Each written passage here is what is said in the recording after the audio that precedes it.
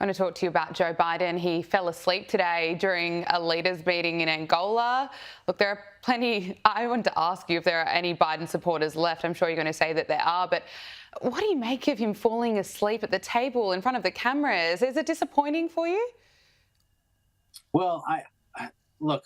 I think that this is something I hadn't seen yet. I wasn't aware of that. But look, President Biden, you got to judge people on their results. And I know there's a lot of imaging and perception that is involved in politics. But now it's about what has this person done, and we have to look at the measure of why did he go to Angola, and it's a very historic trip and one that strengthens the ties between Angola and Africa and the United States. And so President Biden is trying to squeeze in as much as he can in his final few weeks in office, and I think he's making the best of it. So, a slip up like that, I'd have to see it in its context, but I think it doesn't outweigh the good work that he's doing in this diplomatic trip to Angola. That's extremely important to their country and to ours. And so I'm happy that the president is doing that, and maybe he's overworking himself, but he's got to do that in the final weeks of his tenure.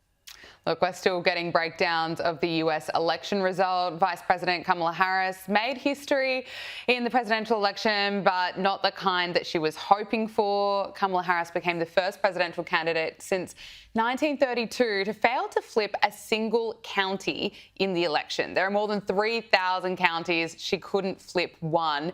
What do you put this down to? Well, look, hey, when you lose, and that's all there is to it. I think a lot of people have over-exaggerated the win by Donald Trump. I think it comes down to something like 230,000 votes between the battleground states that gave Donald Trump that victory. So yes, he won the Electoral College. He won the popular vote by 1%.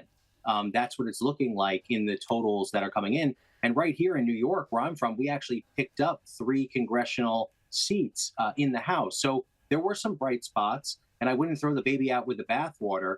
We could look at probably a million different statistics from the election, and you take some wisdom from each of those stats.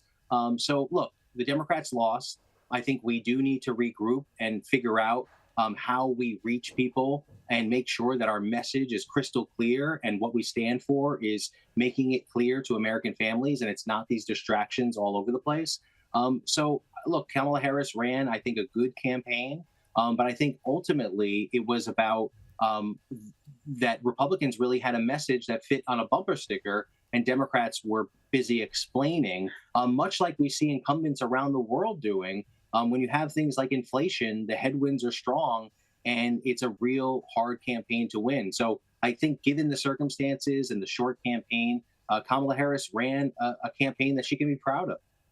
Look, I know it's early days. What's next for the Democrats?